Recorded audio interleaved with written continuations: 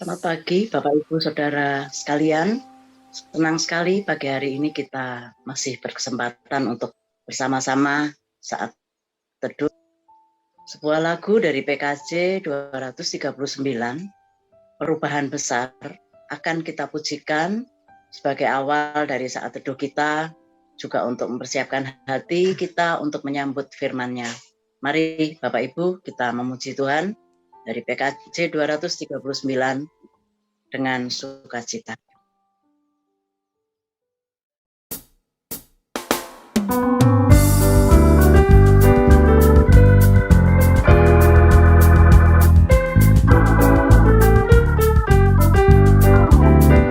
Perubahan besar di kehidupanku sejak Yesus di hatiku. Di jiwaku bersinar terang yang celang sejak Yesus di hatiku. Sejak Yesus di hatiku. Sejak Yesus di hatiku. Jiwaku bergema bagai ombak besar sejak Yesus di hatiku. Aku tobat kembali ke jalan benar sejak Yesus di hatiku. Dan dosaku dihapus, jiwaku segar sejak Yesus di hatiku. Sejak Yesus di hatiku. Sejak Yesus di hatiku. Jiwaku bergema bagai ombak besar sejak Yesus di hatiku.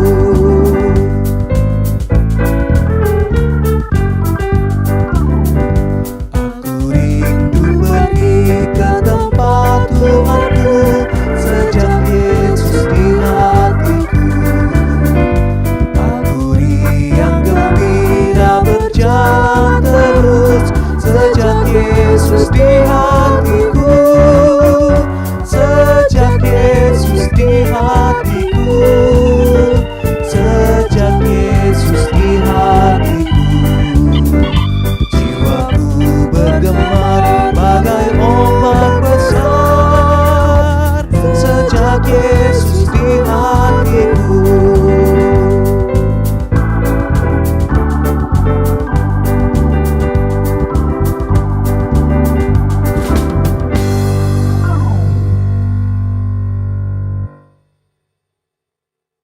Bapak Ibu Saudara, hari ini tanggal 9, hari Kamis tanggal 9 Juni tahun 2022, kita akan merenungkan firman Tuhan melalui saat teduh 4B GKI Residen Sudirman.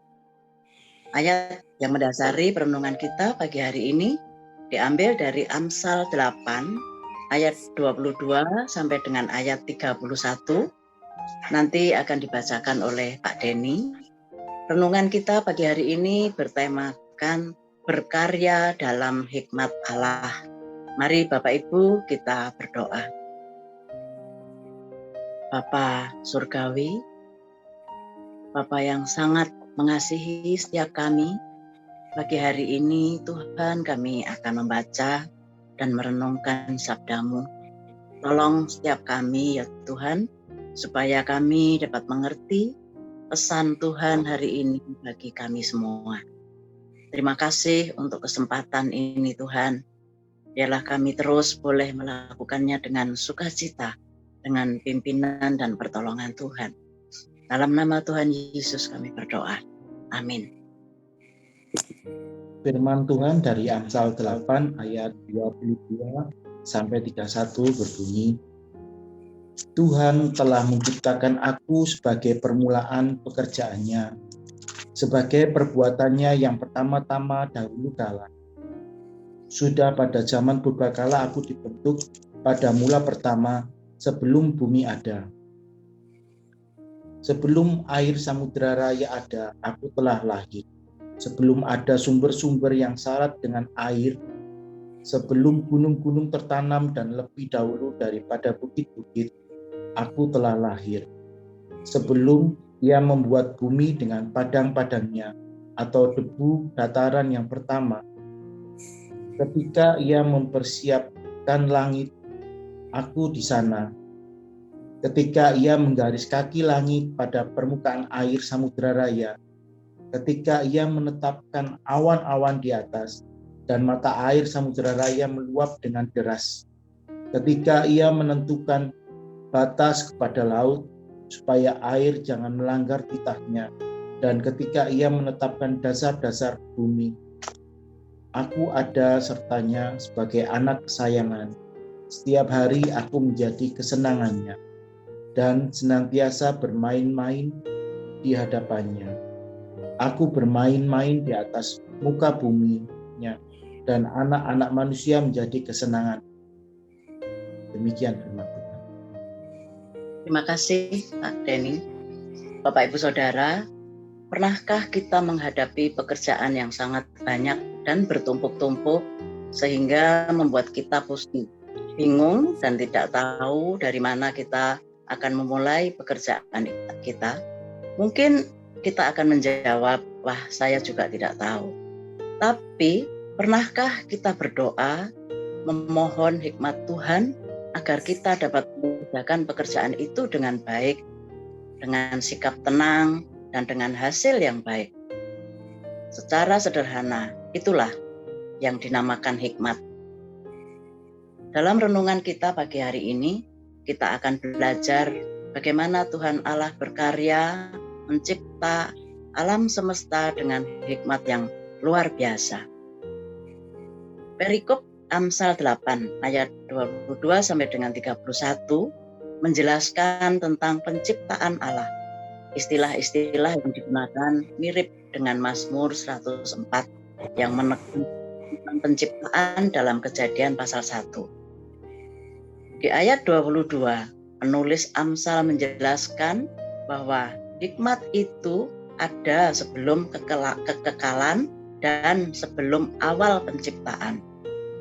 Juga di ayat 23 dan 26 dijelaskan lebih lanjut bahwa hikmat itu sudah ada sebelum bumi, gunung, jurang, samudra, mata air diciptakan. Untuk memahami hikmat Allah di ayat 22 ini, kita akan membandingkan dengan Injil Yohanes pasal 1 ayat 1 sampai dengan 3 yang berbunyi, pada mulanya adalah firman. Firman itu bersama-sama dengan Allah, dan firman itu adalah Allah. Ia pada mulanya bersama-sama dengan Allah. Segala sesuatu dijadikan oleh Dia, dan tanpa Dia tidak ada sesuatu pun yang telah jadi dari segala yang telah dijadikan. Yohanes 1 ayat 1 sampai dengan 3 ini menggambarkan Yesus Kristus sebagai Sang Firman. Namun dalam Perjanjian Baru juga menggambarkan Yesus Kristus sebagai hikmat Allah dalam 1 Korintus 1 ayat 24.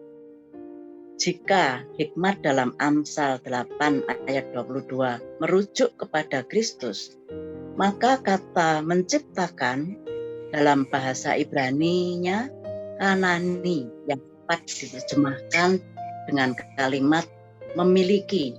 The Lord wants me, memiliki aku. Sehingga dalam ayat 22, Tuhan telah memiliki aku. Bapak Ibu Saudara, dalam berkarya menciptakan alam semesta, Sang Hikmat berposisi sebagai seorang perancang atau kreator. Ayat 27a mengatakan, ketika ia mempersiapkan langit, aku di sana, dan seterusnya. Kemudian ayat 30a juga berbunyi, aku ada sertanya sebagai anak kesayangan, dan seterusnya.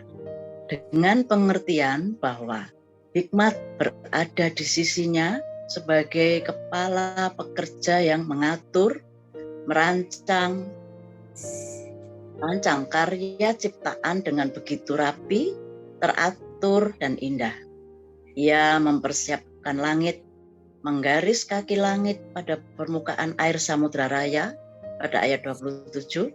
Ia menetapkan awan-awan, mata air, Samudra Raya atau Cakrawala pada ayat 28. Membuat fondasi bagi bumi dan menetapkan batas laut pada ayat 29. Bapak Ibu Saudara, dari sini kita dapat memahami betapa luar biasanya Tuhan Allah itu.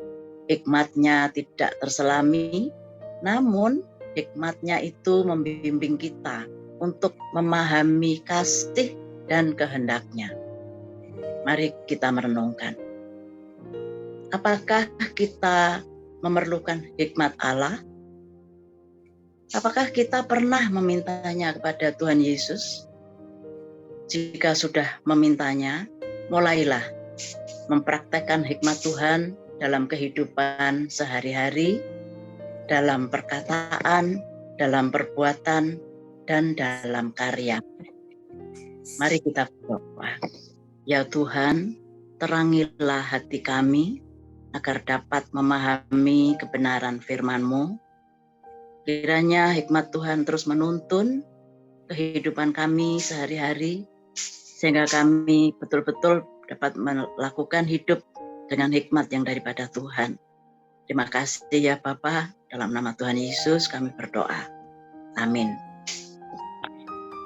Saudara, untuk menindaklanjuti firman Tuhan pagi hari ini, kita akan membaca Mazmur 19 ayat 1 yang berbunyi, langit menceritakan kemuliaan Allah, dan cakrawala memberitakan pekerjaan tangannya. Mari kita merenungkan ayat ini, dan kita memberi pujian kepada Allah, Sang Pemilik dan Penguasa alam semesta. Tuhan menolong dan memberkati kita semua. Amin.